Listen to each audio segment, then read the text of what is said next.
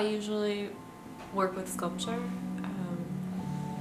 but within that parameter, I like to experiment with different surfaces, different materials.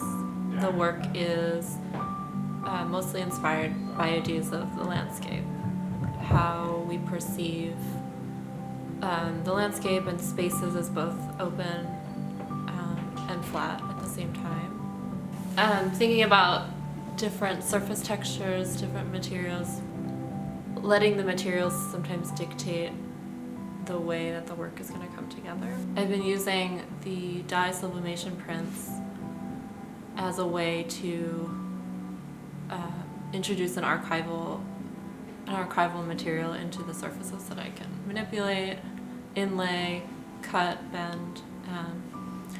And so with this show, I was interested in exploring the collaging and the two-dimensional element. So working with ideas of prints that I had, different colors that were related more to ice pockets and sulfur pools, things that are like very acidic in color and very like bright. I feel like with this work, it's been kind of an ongoing conversation for the last few years, thinking about sculpture and its relationship with the two-dimensional wall kind of counterparts. I see them as a conversation between each other. Originally, I used to work a lot with like figurative work, and I got more and more interested in the landscapes that these figures were involved with, and then everything just became more and more abstracted and simplified. And so now the work is pretty much removed of the figure. You as the viewer are more about the figure in the space and in this landscape, kind of continuing with that conversation of what's foreground, what's background, you know, what's in your space, like what is making up the ideas of these like landscaped forms of line and weight and contour. When the dye sublimation prints were becoming more,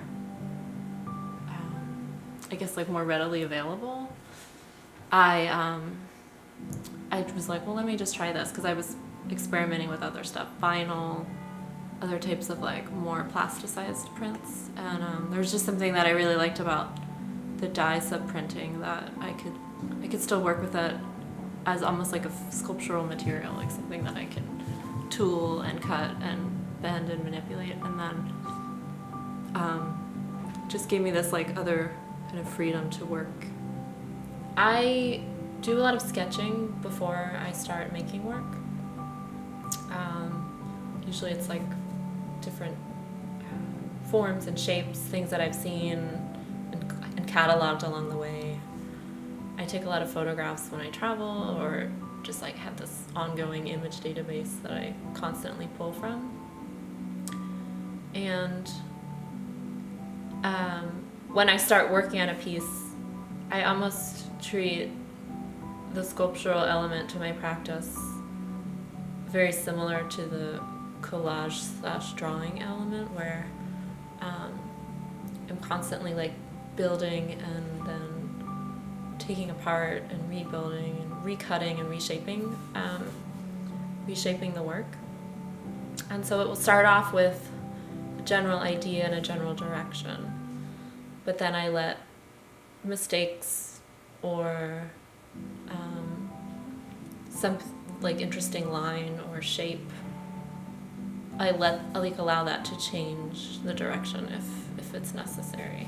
I'm like a very tactile person, so once it goes from being just like a flat idea on a page to actually being something that's now existing in my actual space,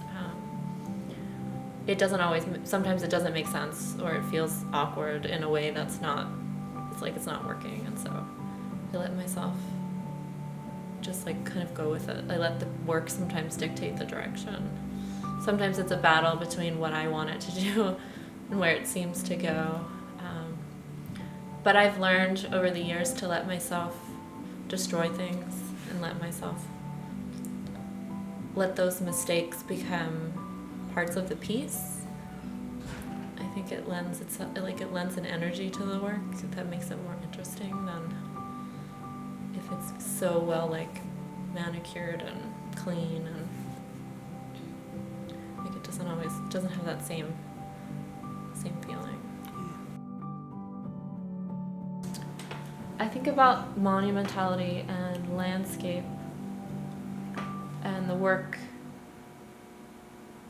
I mean, I've talked about it in terms of the monumental, although when I'm actually creating it, I feel like it's more about the size of my body and my scale, or a regular sort of human scale.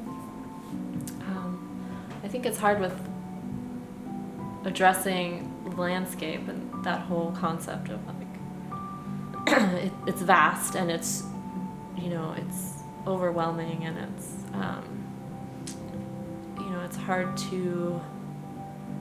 it's hard to recreate as something that is then smaller and contained within a studio or a gallery situation. And so I think I approach it from my point of view, my body, my physical experience with it. And so things may look larger than they are or appear more infinite than they are, and I think that's just ways of me trying to figure out a way to address this kind of open-ended, unaddressable question of thinking about space, openness. And I think it's hard as a sculptor. You're always making work that exists then in the round and in the presence of another body. And so I think it's just my way of trying to figure out an answer to that.